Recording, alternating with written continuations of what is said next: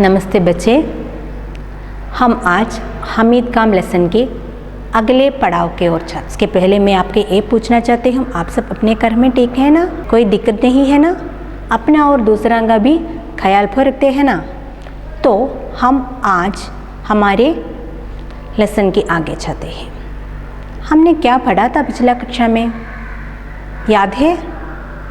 मैं एक बार फिर से कहती हूँ। हमने एस.के. पोटकाट, मलयालम राइटर एस.के. पोटकाट के एक लेसन का शुरुआत किया था। उसका नाम है हमीद खां। हमीद खां एक होटल में काम करने वाला आदमी है। उसे हमारा लेखक पाकिस्तान के तक्षशिला देखने के समय परिचित किया। उसके बारे में इस कहानी में कहते हैं। वो कहते हैं, लेखक कहते हैं, वो जब उस स्थल में जाते थे उस समय हिंदू मुस्लिम की लहरा होती थी और एक हमीद खां को अद्भुत हुआ। एक हिंदू व्यक्ति उसके दुकान में आकर चाय पीते थे, तो उसके बारे में वो उससे पूछते भी हैं। तो हम आगे चलते हैं। वह मेरी बात पर विश्वास नहीं कर दिया। वह मेरी बात पर विश्वास नहीं कर पाया। मैंने उसे गर्व के साथ बताया, हमारे यहाँ हिंदू मुसलमान में कोई फ़र्क नहीं है, सब मिलजुल कर रहते हैं। भारत में मुसलमानों ने जिस पहली मस्जिद का निर्माण किया था वह हमारे ही राज्य के एक स्थान कुडंगल्लूर में है। हमारे यहाँ हिंदू मुसलमानों के बीच दंगे नहीं के बराबर होते हैं। उसने मुझसे पूछा था, एक हिंदू व्यक्ति मुसलमान के दुकान में आकर चाय पीते हैं, तो मैंने उसे जवाब दिया, हमारे लिए बढ़िया चाय और पुलाव खाने के लिए हम सब मुसलमानों की दुकानों में ही जाते हैं।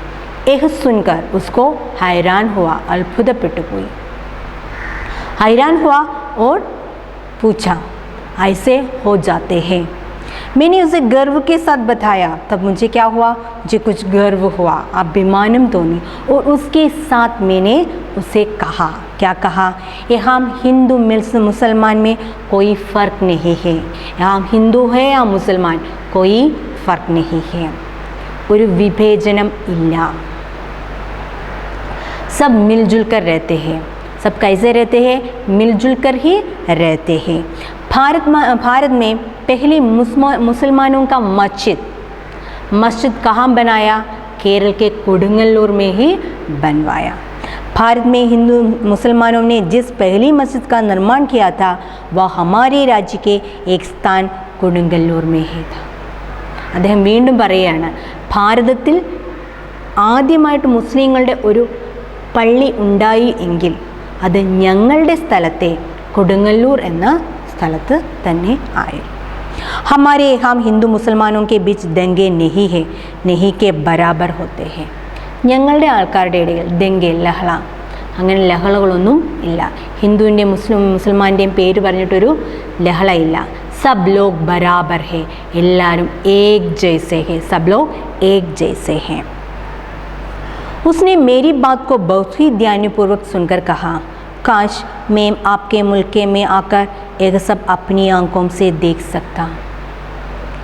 उसने मेरी बात को बहुत ही ध्यानपूर्वक सुनकर, मैं जो कुछ कहा उसे ध्यानपूर्वक सुना। ध्यानपूर्वक मीन श्रद्धापूर्वक सुना। और उसने कहा, എന്നിട്ട് അദ്ദേഹം പറഞ്ഞു, എന്താ പറഞ്ഞ? काश मैं आपके मुल्क में आकर एक सब अपनी आंखों से देख सकता। काश मुझे भी आपके मोहल्ले में, राज्य में आकर अपने हाथ में आंखों से ये सब देखते तो मुझे बहुत खुश हूँ। क्या आपको मेरी बात पर विश्वास नहीं होता? मैंने पूछा। तब मैंने पूछा, क्या आपको मैं ये सब कहा आपको विश्वास नहीं हुआ?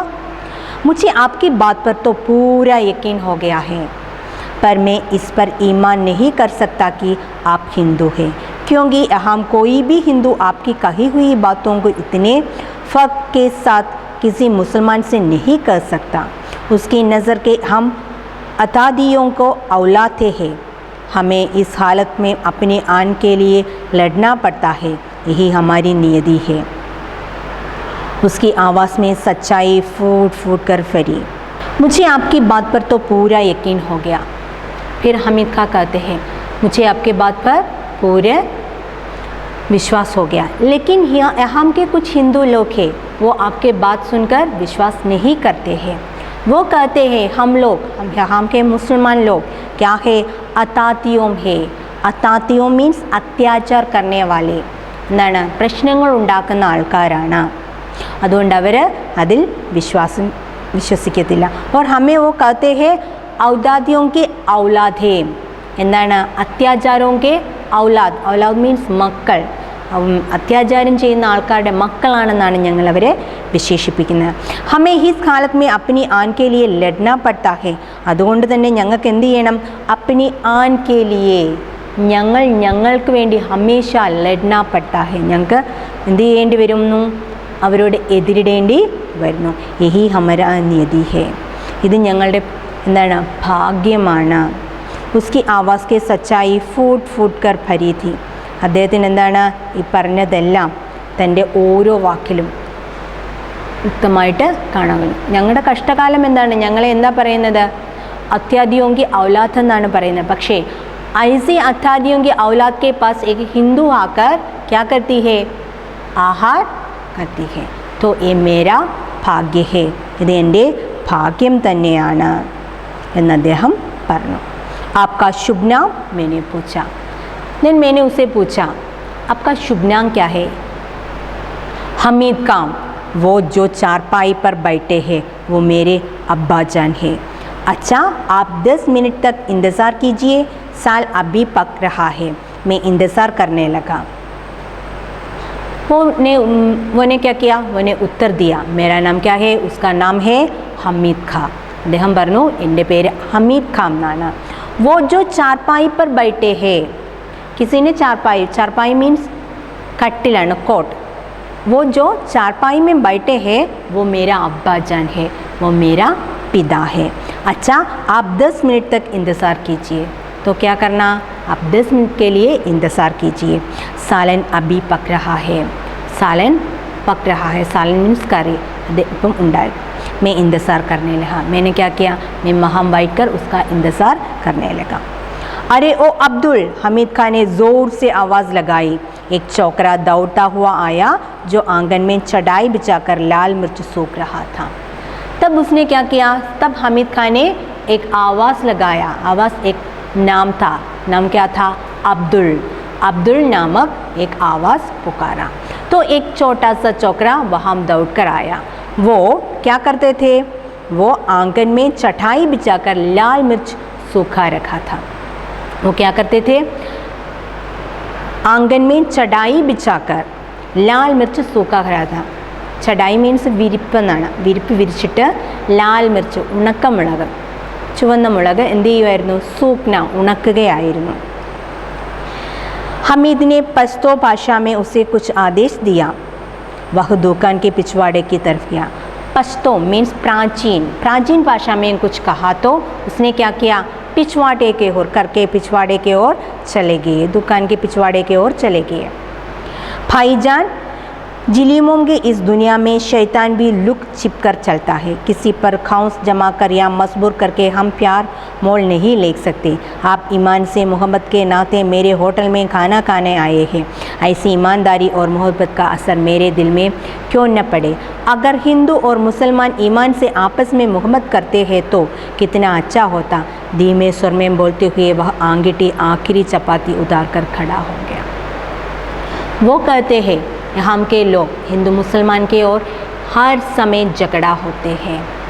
हिंदू को मुसलमान पसंद नहीं है, मुसलमान को हिंदू पसंद नहीं है.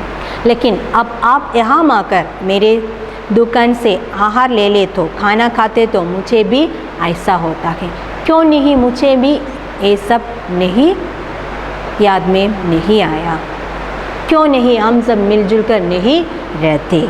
ऐसे करे हो तो, एक दूसरे से मोहब्बत कर रहे तो इस दुनिया कैसे सुख शांति से लोग जी पाते. जो छोकरा पिछवाड़े की तरफ गया था उसने एक थाली में चावल लाकर सामने रख दिया। हामिद खान ने 3-4 चपातियाँ उसमें रख दी, फिर लोहे की नश्तरी से सालन परोसा। छोकरा साफ पानी से भरा एक कटोरा मेज़ पर रखकर चला गया। मैंने बड़े चाव से भरपेट खाना खाया। ऐसे कहकर क्या किया, हामिद खान ने आखिरी चपाती भी उस अंगीठी से ले लिया। उस समय वो छोकरा वापस आया। उसके हाथ में एक थाली थी, उस थाली में कुछ चावल भी थी। हामिद खान ने उस थाली में 3-4 चपाती रख दी, फिर लोहे की नस्तरी सालन परोसा। फिर एक छोटा सा लोहे की कटोरी में सालन भी परोसा। छोकरा साफ पानी से भरा कटोरा मेज़ पर रखकर चला गया। फिर उसने एक कटोरे में पानी भी लेकर चले गए। मैंने बहुत खुशी से मेरे भरपेट खाना खा लिया। कितने पैसे हुए? जेब में हाथ डालते हुए मैंने हामिद खान से पूछा। कितने पैसा हुआ? मैंने अपने पॉकेट में हाथ डालकर पूछा तो मुस्कुराते हुए हामिद खान ने हाथ पकड़ लिया और बोला, भाईजान माफ़ कीजिएगा, पैसा नहीं लूँगा, आप मेरे मेहमान हैं। तो मैंने ऐसा पूछा, कितना पैसा है?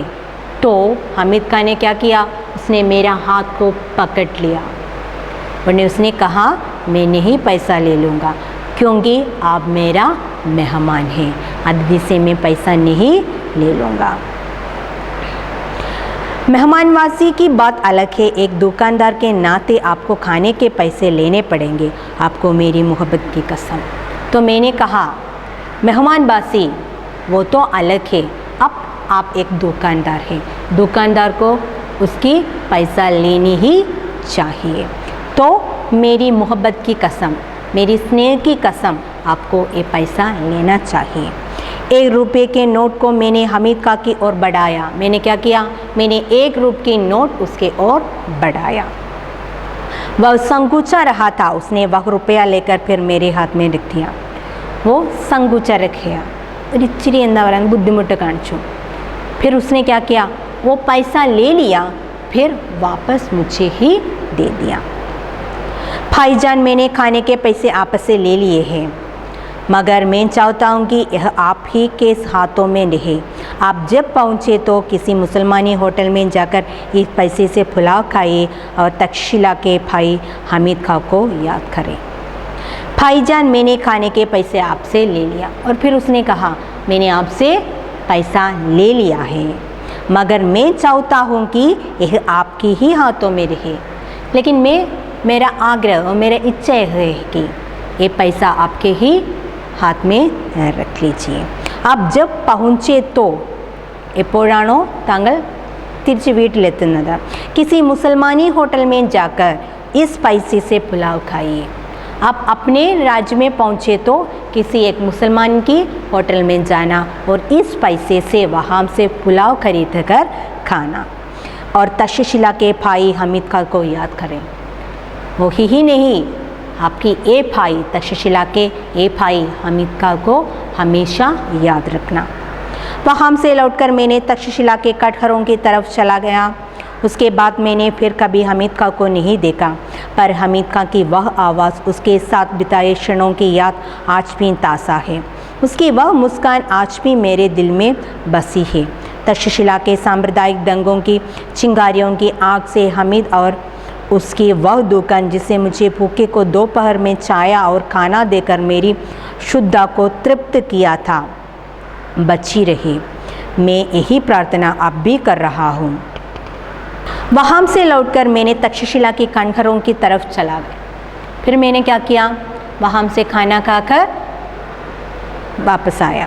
वहाँ से लौटकर मैंने क्या किया, തക്ഷശില കട്ഘറോ, ഞാൻ പറഞ്ഞു കട്ഘറോ എന്താന്ന്, പൊട്ടിപ്പൊളിഞ്ഞ കെട്ടിടങ്ങളെയാണ് കട്ഘർ എന്ന് പറയുന്നത്, അതെല്ലാം കാണുവാനായിട്ട് പോയി। उसके बाद मैंने फिर कभी हामिद खान को नहीं देखा, उसके बाद मैं कभी नहीं हामिद खान को नहीं देखा, लेकिन उसकी याद हमेशा मेरे दिल में थे। उसकी वह मुस्कान आज भी मेरे दिल में बसी है, उसकी वो मुस्कुराहट मेरे दिल में ही बसी है। तक्षशिला के सांप्रदायिक डेंगों की चिंगारियां की आग से हमीद और उसकी वह दुकान जिससे मुझे भूखे को दोपहर को चाय और खाना देकर मेरी शुद्धा को तृप्त किया था बची रहे।